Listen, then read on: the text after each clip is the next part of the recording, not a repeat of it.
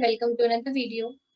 इस वीडियो का टॉपिक है dynamic programming, means programs using scanner class.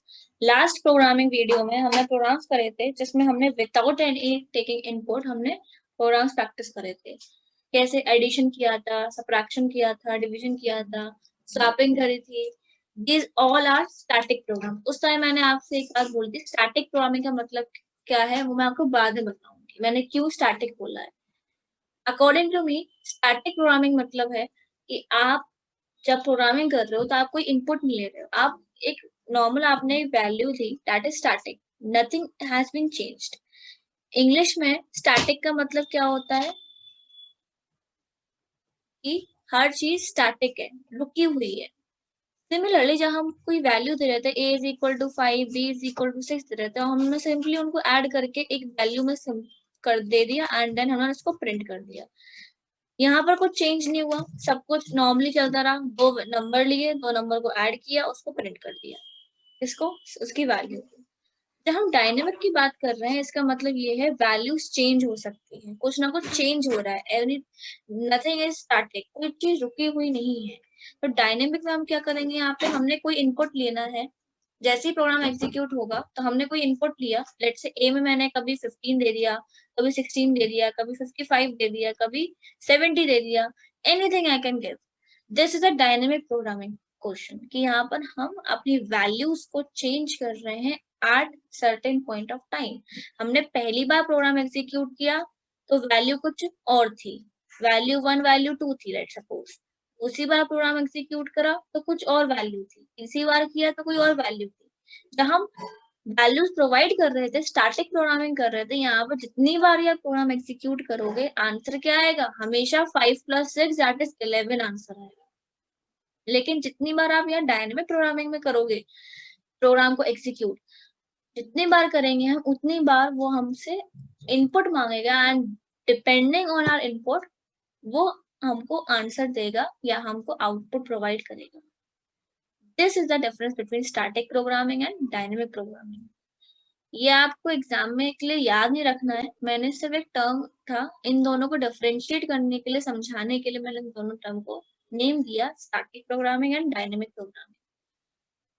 इसी बात पे फर्स्ट प्रोग्राम यूज करते हैं हम स्कैनर यूज करके, जिसमें हमको दो नंबर्स का प्रोडक्ट निकालना है। Write a program to print the product of two numbers provided by the user. It means हमको इनपुट लेना है, प्रोवाइडेड बाय द यूजर के बदले आपको एग्जाम में कोई भी कुछ भी बोल सकता है, हो सकता है बोले कि using scanner class take the input from the user of the two numbers and then find the product of them.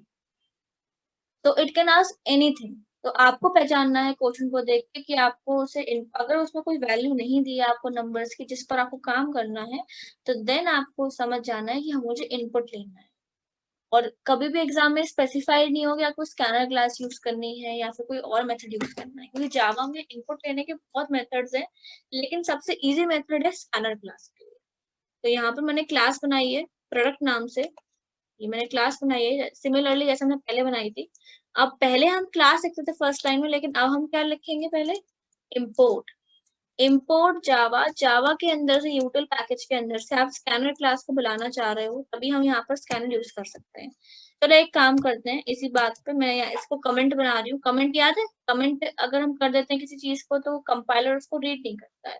अभी मैं इम्पोर्ट वाली लाइन को कमेंट करते हैं, मतलब कि वो हमारा प्रोग्राम का पार्ट हमने उसको हटा दिया।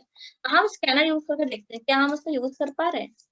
Scanner SC is equal to new scanner system dot in semicolon. जैसे ही मैं नेक्स्ट लाइन में गई, क्या है मेरे पास एरर आपको दिख रहा होगा, unknown type scanner. The compiler now doesn't know what do you mean by scanner. Though the files of Java contain scanner class in their files, but it is an util package. How can he know? How can it know that you have to import them here? So for that we have to import the scanner class from util package. Now no error. Now we are seeing no error. Okay. Now we will display and message system.out.println क्या enter two numbers. मुझे 2 numbers चाहिए सबसे पहले, तभी तो मेरा programme आगे बढ़ेगा। अब तक में 2 नंबर्स मुझे मिलेंगे नहीं तो मैं क्या करें, कैसे करें? तो हम लिखते हैं एक a int a is equal to sc dot next int। Last video में हमने इसके बारे में पढ़ा था कैसे हम इंटीजर का इनपुट लेते हैं, एग्जाम्पल भी दिया था मैंने आप लोगों को। एक इसका एग्जाम्पल इंटीजर का दिया था, एक डबल का भी दिया बताया था, एंड एक हमने स्ट्रिंग पे भी काम किया था। तो हम इंटीजर चाहिए, हमको 2 इंटीजर्स के लिए चाहिए, यहाँ मैं सेमीकोलन लगाती हूँ। नाउ रिजल्ट एक बनाते हैं, रिजल्ट इसका प्रोडक्ट है, एंड प्रोडक्ट अगर 2 इंटीजर्स का प्रोडक्ट निकालना है तो ऑब्वियसली क्या आएगा, वो इंटीजर ही आएगा। तो इसलिए रिजल्ट जो मेरा वेरिएबल है उसको मैंने इंटीजर ही बनाया। And finally using multiplication operator, arithmetic operator का तीसरा पार्ट, मल्टीप्लिकेशन ऑपरेटर को यूज करके मैंने उसको स्टोर कर दिया। And finally we will print the output system dot out dot println what is it, the result after, या आप ऐसे भी लिख सकते हो the product of the given two numbers। मैंने ln ऐसे लगाया कि यहाँ पे आप देखो मैंने 2 स्टेटमेंट दिए, पहले ये चीज प्रिंट होगी उसके बाद ये प्रिंट होगा। तो अब मैं चाहती हूँ दोनों अलग लाइन में प्रिंट हो, इसलिए मैंने ln यूज किया, प्रिंट ln। ठीक है, of given two numbers is plus result है। आप प्रोडक्ट भी बना सकते हो, वेरिएबल का नेम आप कुछ भी बना सकते हो, उसको सब ट्राई करो। तो ये मेरा प्रोग्राम कंप्लीट हो गया, इसको कंपाइल करते हैं। यस, कोई एरर नहीं है। हम अपना इसको रन करेंगे। इस पे जाते हैं प्रोडक्ट पे, वॉइड मेन। ओके, देखिए जैसे ही प्रोग्राम हम किया उसने क्या बोला, एंटर 2 नंबर्स। अब हमसे वो इनपुट मांग रहा है, आपको नीचे दिख रहा होगा यहाँ पे इनपुट के लिए एक स्पेस आ गई है। अब मुझे 2 नंबर्स करने हैं, लेट्स से अभी छोटे नंबर्स हम उनको प्रोडक्ट करते हैं। 4 दिया मैंने, एक 6 दिया। The product of 2 given numbers is 24। जैसे मैंने 2 इनपुट दिए, आपने पहला इनपुट दिया तो आपको जैसे ही आपका इनपुट कंप्लीट है आप एंटर दबाइए तो पहला इनपुट पहुंच जाएगा। फिर दूसरा इनपुट दिया, फिर मैंने एंटर दबाया, और जैसे मैंने एंटर दबाया उन दोनों का प्रोडक्ट मेरे सामने आ गया। एक बार और इसको रन करते हैं दूसरी वैल्यूज के साथ, जिससे कि हम पता चले कैसे डायनेमिक प्रोग्रामिंग है। तो मैंने वॉइड में फिर से रन किया इसको। ओके, ओके दबाया, एंटर 2 नंबर्स अगेन। अब मैं थोड़ा बड़े नंबर देती हूँ, 89 and let's suppose 23। The product of 2 given numbers is 2047। Simple. इससे हम अपनी वैल्यूज को चेंज कर सकते हैं, हर एग्जीक्यूशन के बाद हम अपनी वैल्यूज को चेंज करके और उनको यूज कर सकते हैं। This is an example of dynamic programming। Next program की तरफ बढ़ते हैं। कैरेक्टर खोलते हैं, इसको मैंने पहले से बना कर रखा है। पहले क्वेश्चन पढ़ लेते हैं, क्वेश्चन क्या है।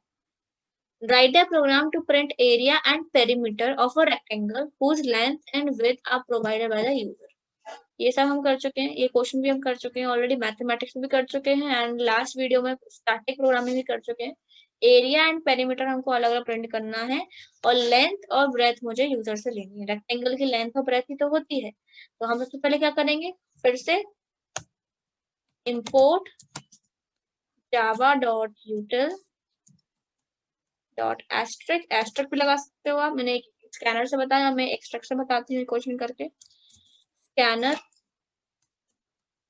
एससी, अब मैं scanner SC new next program से हम इसको कॉपी कर सकते हैं, कर लेंगे क्या। आई होप ये आपको क्लियर है कि कैसे मैं एक लिख रही हूँ स्टेटमेंट। नाउ इंट लेंथ, तो लेंथ को मैं एल ले रही हूँ, एंड सिमिलरली ब्रेथ को मैं बी ले रही हूँ। ओके, अब मैं एक स्टेटमेंट देती हूँ यहाँ पर, मैसेज प्रोवाइड करती हूँ इन लोगों को, यूजर को, कि उसे बता दूं भाई आपको इनपुट देना है। अगर मैं ये मैसेज नहीं दूंगी तो जब आप प्रोग्राम एग्जीक्यूट करोगे तो आपके स्क्रीन पे कुछ लिख कर नहीं आएगा, आपको खुद पहचानना है कि आपको इनपुट देना है। ये कैसे, क्या बोल रही हूँ मैं, ये हम नेक्स्ट प्रोग्राम में देखेंगे कि अगर मैं ये मैसेज नहीं देते हैं तो फिर वो कैसा दिखेगा हमारा प्रोग्राम एग्जीक्यूशन पे। ठीक है, तो एल में मैंने वैल्यू दे दी sc.nextInt,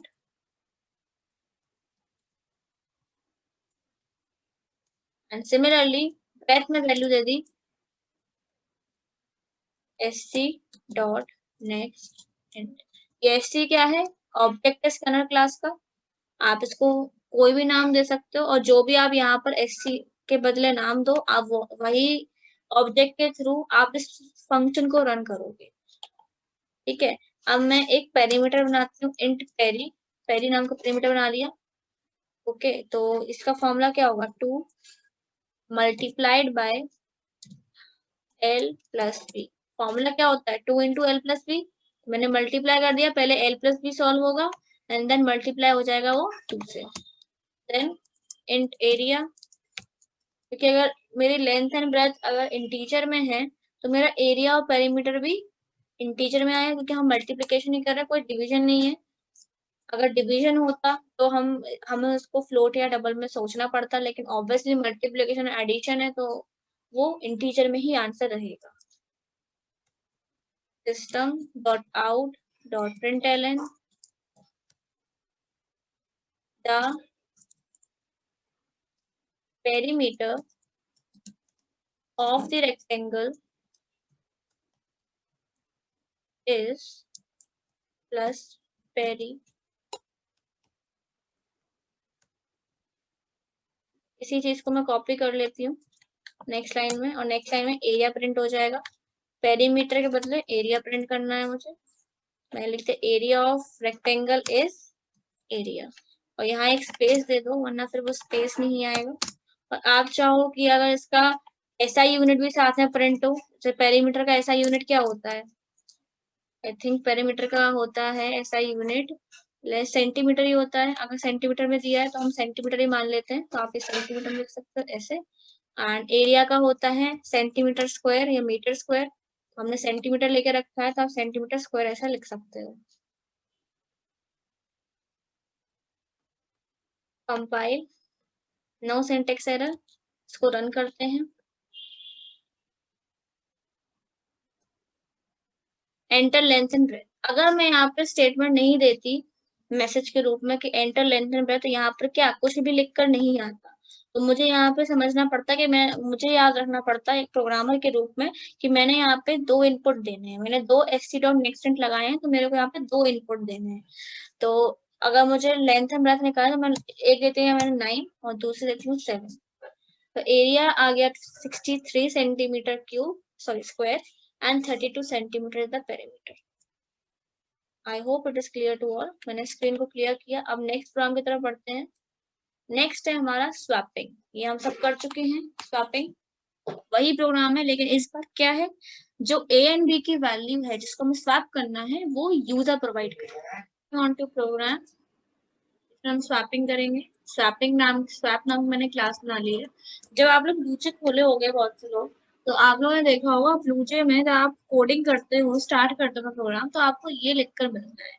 ये एक डिफॉल्ट प्रोग्राम है जिसमें वो मान के चल रहे हैं ब्लूजे वाले कि आप अपने क्लास में क्लास डिक्लेयर करोगे, कुछ कमेंट्स इंसर्ट करोगे जिसमें आप बताओगे कि इस प्रोग्राम में आप क्या करने वाले हो, फिर क्लास लिखोगे और एक आप वेरिएबल बनाओगे। ठीक है, एंड देन आप एक कंस्ट्रक्टर बनाओगे। कंस्ट्रक्टर क्या होता है ये आप आगे पढ़ेंगे, तो वो ये मान के चल रहे हैं, फिर आप एक फंक्शन बनाएंगे। लेकिन हमको अभी बिल्कुल बेसिक प्रोग्रामिंग करनी है, इसलिए हम ये पूरा कोड हटा देते हैं एंड स्टार्ट करते हैं बिल्कुल स्टार्टिंग से, जिससे कि हम अपने हिसाब से अपने कोड को लिख सकें। दैट इज आवर चॉइस कि हमें क्या लिखना है एंड हम कैसे उसको एग्जीक्यूट करें। वो तो एक डिफॉल्ट कोड है कि आपको हेल्प करने के पर्पज से उन्होंने वो कोड पहले से लिख कर दिया है।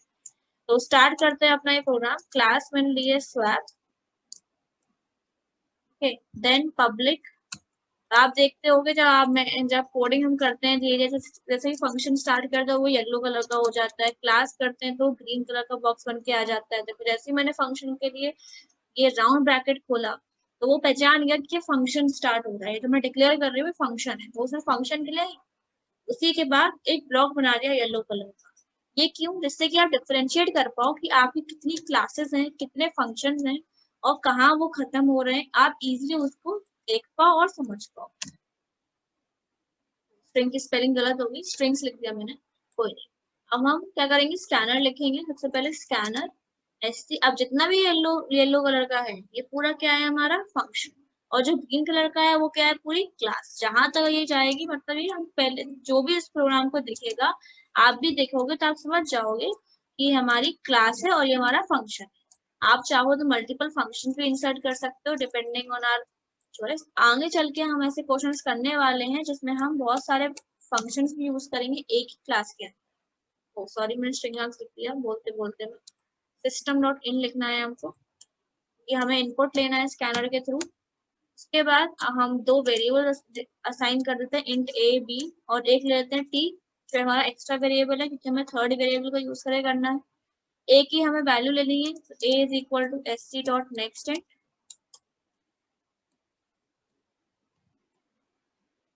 And B is equal to S C dot next. Now हम स्वैपिंग कर देंगे, तो टी में आ गया हमारा ए जो हमने पहले किया था, ए के अंदर आ गया बी एंड बी के अंदर आ गया हमारी थर्ड वेरिएबल की वैल्यू।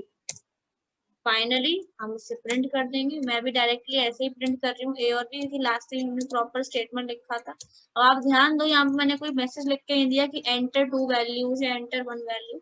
जहां हम इनपुट ले रहे हैं हमने कोई यहाँ पर लिख के ही नहीं है। देखते हैं कैसे हमारा प्रोग्राम एग्जीक्यूट होगा। तो मैं डायरेक्टली ए एंड बी की वैल्यूज प्रिंट कर रही हूँ।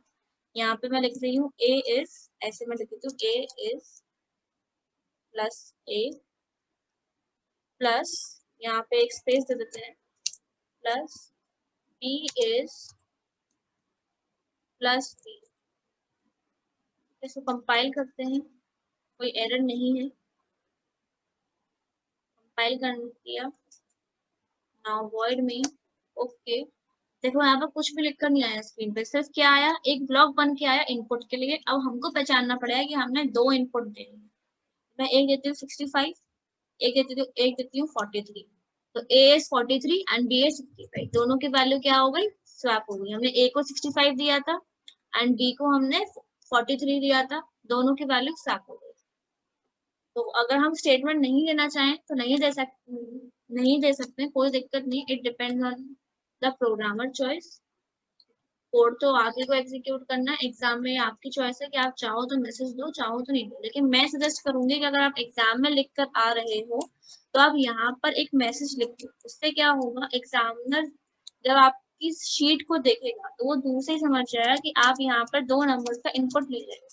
क्योंकि जब एग्जामिनर आपकी कॉपी चेक करता है, कोई भी एग्जामिनर हो, तो वो चाहता है ये कॉपी जल्दी से खत्म होकर मैं दूसरी कॉपी पर आऊँ। तो जैसे वो ये लाइन देखेगा वो समझ जाएगा कि आप यहाँ पे दो इनपुट ले रहे हो, तो वो इन चीजों को स्किप करके आगे बढ़ के डायरेक्ट आपके लॉजिक पे आ जाएगा। Getting my point? मेरा मतलब ये एग्जामिनर को के लिए इजी बनाओ चाहिए, जितना इजी हम बना सकते हैं हम उतना इजी बनाएंगे। आगे चल के मैं बताऊंगी, जब आप बोर्ड एग्जाम में लिखो, कभी भी एग्जाम में लिखो, अगर आप एग्जाम में एक छोटा सा प्रोग्राम भी लिख कर आ रहे हो तो आप 2 से 3 कमेंट्स किसी ना किसी लाइन के आगे लगा के आओ। फॉर एग्जाम्पल यहाँ हम स्वैपिंग कर रहे हैं, तो आप यहाँ पे लगा दो कि स्वैपिंग स्टार्ट्स। इससे क्या होगा, एग्जामिनर जब प्रोग्राम देखेगा तो वो चाहता है कि वो आपका लॉजिक देखे डायरेक्टली कि आपने लॉजिक क्या लगाया है।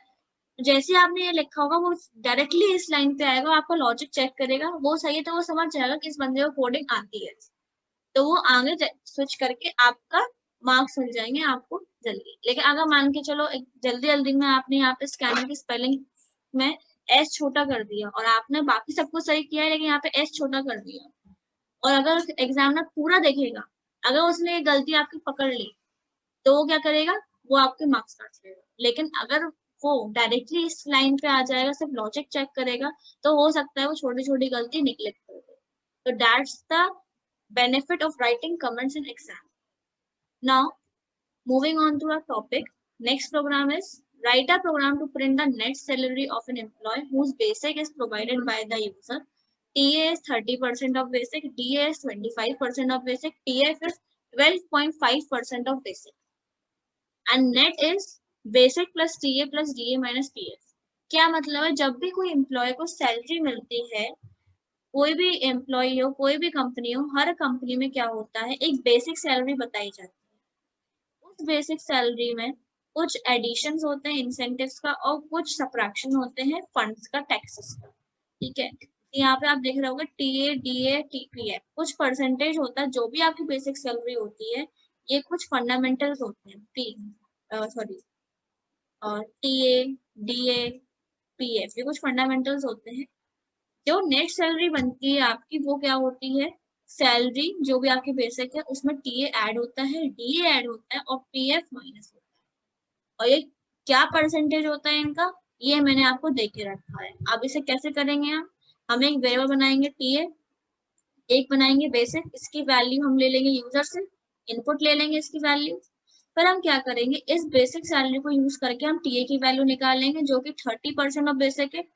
30% निकाल लेंगे हम बेसिक का, एंड देन हम डीए का ऐसे करेंगे, डीए का क्या करेंगे हम 25% बेसिक निकाल लेंगे। ऐसे पीएफ का क्या करेंगे 12.5% बेसिक निकाल लेंगे, 12.5% ऑफ बेसिक। फाइनली जब हमारे पास तीनों वैल्यूज आ जाएंगे टीए डीए पीएफ में, तो हम एक नेट वेरिएबल बनाएंगे और वेरिएबल के अंदर हम स्टोर करेंगे basic plus TA plus DA minus PF, और इसकी वैल्यू को हम प्रिंट करेंगे। ठीक है, हम इस क्वेश्चन को करते हैं, मैंने क्लास बना के रखी है। अब फॉर माई कन्वीनियंस एंड इस प्रोग्राम को जल्दी करने के लिए मैं ये कॉपी कर रही हूँ कोड, जिससे कि मेरे को पूरा कोड ना लिखना पड़े। ठीक है, इसमें हम क्या करेंगे, बाकी सब तो सेम है, सिर्फ क्लास का नाम चेंज करना है और लॉजिक चेंज करना है। तो क्लास का नाम है मेरा सैलरी, सैलरी, फंक्शन सेम है, स्कैनर सेम रहेगा। यहाँ पे हम अपना वेरिएबल्स ले लेते हैं बेसिक, इंटीजर में, बेसिक सैलरी तो इंटीजर ही होगी, और यहाँ पर हम चेंज कर सकते हैं एंटर बेसिक सैलरी, यहाँ पर बेसिक। ये लाइन मुझे एक ही इनपुट लेना, तो ये लाइन मैं हटा सकती हूँ। अब इनको हटाकर हम कर देंगे, एक ले लेते हैं डबल टीए। टीए कितना था हमारा देखते हैं, टीए 30% है, और 30% कैसे निकालेंगे, आप मैथमेटिक्स में कैसे निकालते थे, मैथमेटिक्स में आप अगर को 30% निकालना है तो आप क्या करते थे, इस चीज से पहले 30/100 इंटू बेसिक, यही करोगे। मैं क्या करूंगी, इस फ्रैक्शन को चेंज कर दूंगी हमारे डेसिमल। कैसे, इसको अगर डेसिमल में चेंज करेंगे तो क्या आएगा 0.3। ओके, मैं नहीं चाहती कि मैं 30/100 लिखूं, आपको पता है मैं क्यों नहीं चाहती, क्योंकि ये इंटीजर अपॉन इंटीजर है, और इंटीजर अपॉन इंटीजर क्या रिटर्न करेगा, इंटीजर। फिर मुझे फिर से क्या करना पड़ेगा, 30.0 लिखो या 100.0 लिखो। मैं उस चीज को अवॉइड करते हुए मैं क्या करती हूँ, इसको डायरेक्टली डेसिमल में प्रिंट कर देती हूँ। डेसिमल में चेंज करेंगे तो ये 0.3 हो जाएगा। तो यहाँ हम लिखेंगे 0.3 मल्टीप्लाइड बाय बेसिक। कभी भी आपको परसेंटेज निकालना हो प्रोग्रामिंग में, आप यही करो, आपको 12.5% निकालना है तो 12.5/100 करो, इसको डेसिमल में चेंज करेंगे क्या आएगा 0.125। द मैथमेटिक्स में पढ़ा है।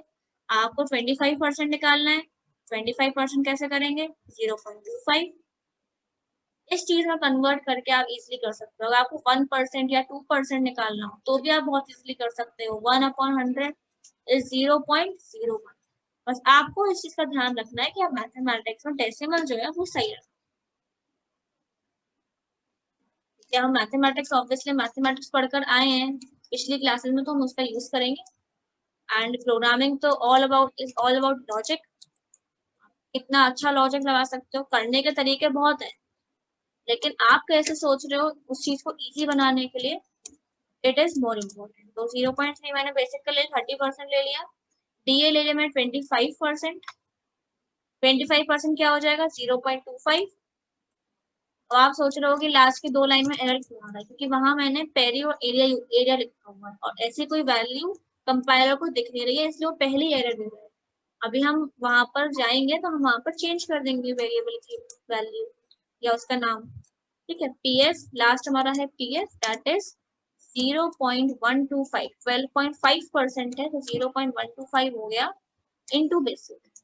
अब लास्ट बनेगा मेरा डबल नेट, जिसमें मेरी नेट सैलरी स्टोर होगी। नेट हमारी क्या है, basic plus TA plus DA minus TA. हम नेट सैलरी को प्रिंट कर देंगे।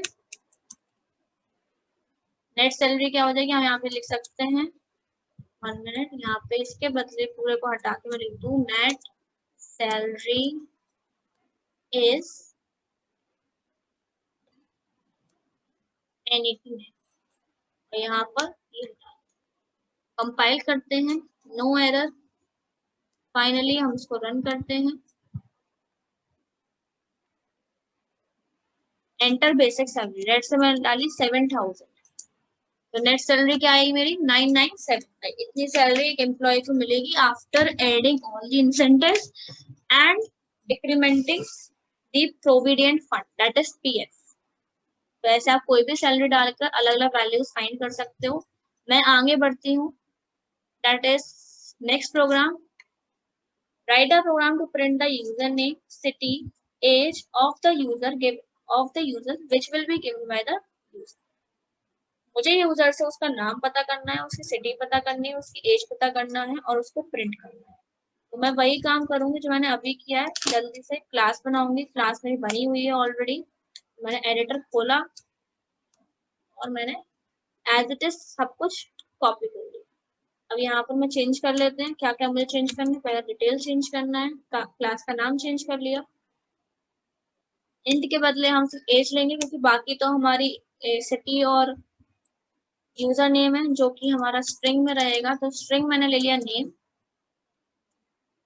एंड सिटी, सिटी लिया।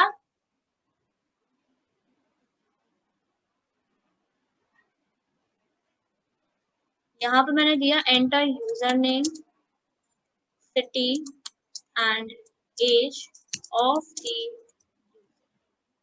हम इनपुट लेंगे। इनपुट कैसे लेंगे, हमने लास्ट क्लास में पढ़ा था कि हम नेम जब इनपुट लेंगे तो st.next लाइन लगाएंगे।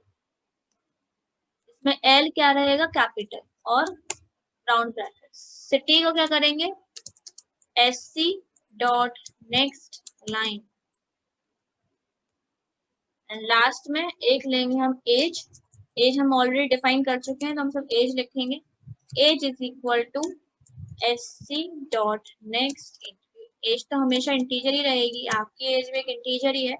और लास्ट में हम प्रिंट कर देंगे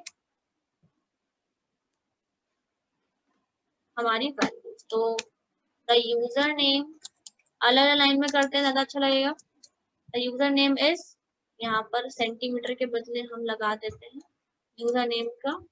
यूजर नेम हमने कैसे स्टोर किया है, नेम में स्टोर किया है, तो वही वेरिएबल हम ले लेंगे। इसको कॉपी कर लेते हैं एंड नेक्स्ट लाइन में इसको यूज कर लेते हैं। यूजर नेम इज नेम, यहाँ पे आ जाएगा द सिटी इज, सिटी की वैल्यू, सिटी की वैल्यू क्या है मेरी सिटी, एंड यहाँ पर आ जाएगी मेरी age. The age is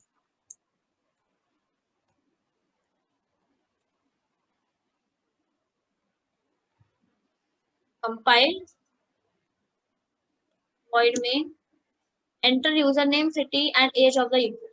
user name let's say मैंने डाला Harry, city Noida and age let's suppose मैंने डाली 43।